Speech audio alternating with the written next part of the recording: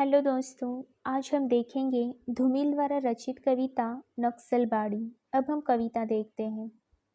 सहमति नहीं, यह समकालीन शब्द नहीं है। इसे बालिगों के बीच चालू मत करो। जंगल से जिरह करने के बाद उसके साथियों ने उसे समझाया कि भूख का इलाज नींद के पास है, मगर इस बात से वह सहमत नहीं था। विरोध के लिए सही शब्द टटोलते हुए उसने पाया कि वह अपनी जुबान सहुआइन की जांग पर भूल आया है। फिर भी हकलाते हुए उसने कहा, मुझे अपनी कविताओं के लिए दूसरे प्रजातंत्र की तलाश है।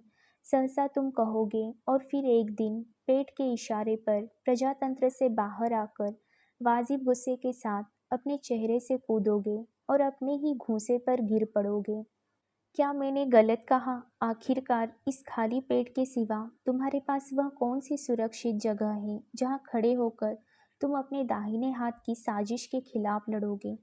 यह एक खुला हुआ सच है कि आदमी दाएं हाथ की नैतिकता से इस कदर मजबूर होता है कि तमाम उम्र गुजर जाती है मगर सिर्फ बायां हाथ धोता है।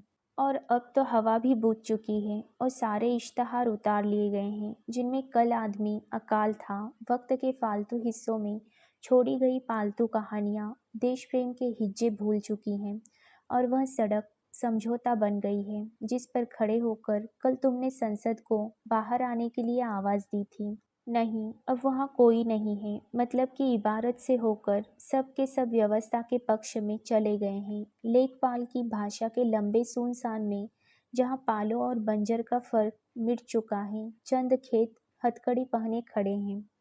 और विपक्ष में सिर्फ कविता है, सिर्फ हज्जाम की खुली हुई किस्मत में एक उस्तरा चमक रहा है, सिर्फ भंगी का एक झाड़ू हिल रहा है, नागरिकता का हक हलाल करती हुई गंदगी के खिलाफ।